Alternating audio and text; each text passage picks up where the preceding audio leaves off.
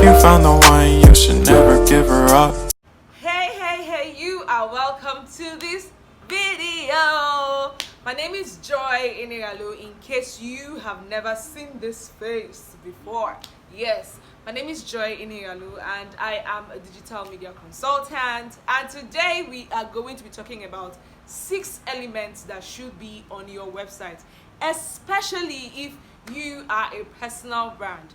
So what do I mean by that? It means that other people, if you have a corporate website, you can actually take, cues from this, but I'm particularly creating this video for personal brands, okay? Now, the first one is your home page.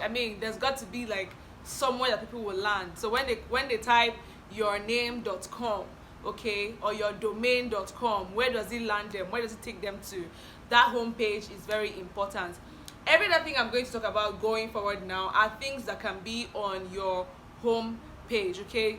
Before, when we used to build websites for personal brands, we would try to have like different pages for this one, that, but now you don't have to stress people. Sometimes even your website may be having like slow loading time, which you should actually pay attention to.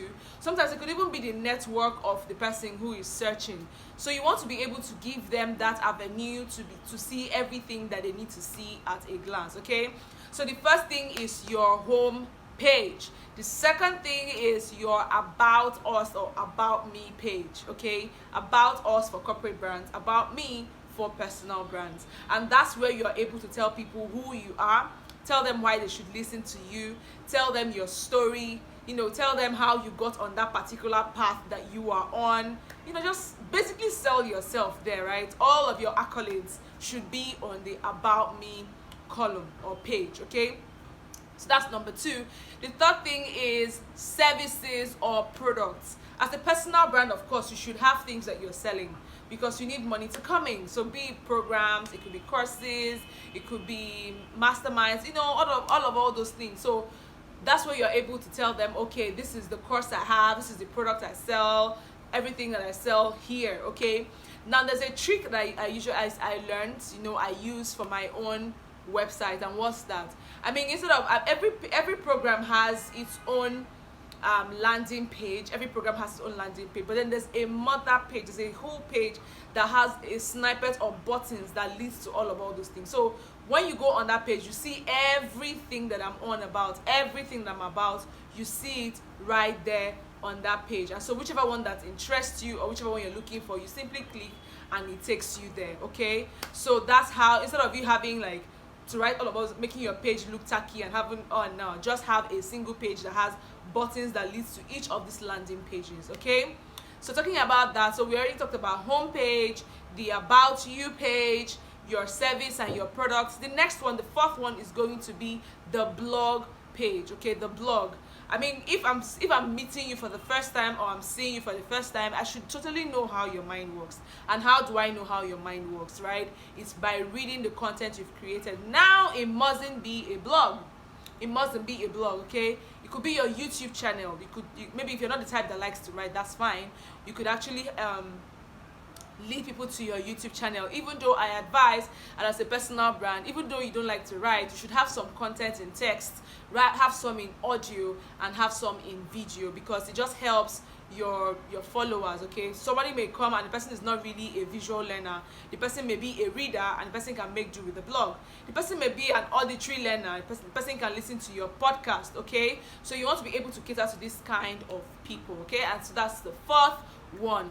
The fifth one is, drum rolls, the contact you page, or the contact me page, or the contact us page in the case of a corporate brand, okay? Now in the contact you page or contact me page, that line is so distracting me, I won't even lie.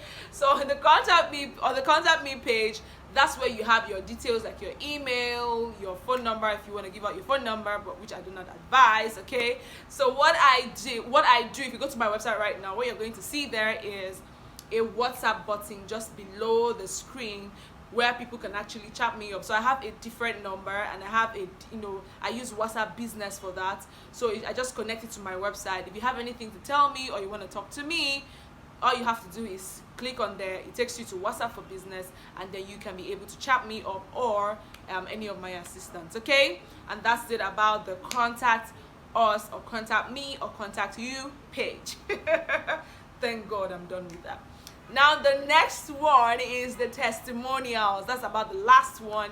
It's the testimonials. I mean, what results do you have? Who have you worked with? Who's saying, oh, I'm rooting for Joy, she's amazing, or I'm rooting for Busola, or I'm rooting for Victor? Who is saying all of these things, right? So it's very important that you get testimonials from those that you're working with and have it properly arranged on your website. And some people call it praises, some people call it testimonials. Whichever one you decide to call it is absolutely fine, but let people who come to your website for the first time see those testimonials, and then feel free. See, I've had a situation where I did a testimonial for a friend who I took his course, and that course was really amazing. I mean, he gave that course out for almost free, and then so I wrote a testimonial for him out of the depth of my heart and sent to him, of which he put on his website. Guess what? Almost every time people want to find out more about him, they take my name and put it on Google. Somehow they find me. They send me messages on WhatsApp, send messages on Facebook, and they're like, oh, yo, do you know this guy? I see that he's doing this. Please, is he legit? And I'm like, so this thing really works. It works. People want to be able to talk with someone before they can, bring out their money from their pocket and give you. So try as much as possible to reach out to your community, those you've worked with, and get testimonials from them. Thank you so much, guys. That's it for today. If you enjoyed this video, leave your comments below, and wherever you're seeing this video, either on Instagram or YouTube, do well to follow, like, comment, share, subscribe, turn on the notification bell. Every social media page has its own rules, and I'm just trying to okay, so thank you so much, guys, and I'll see you next time.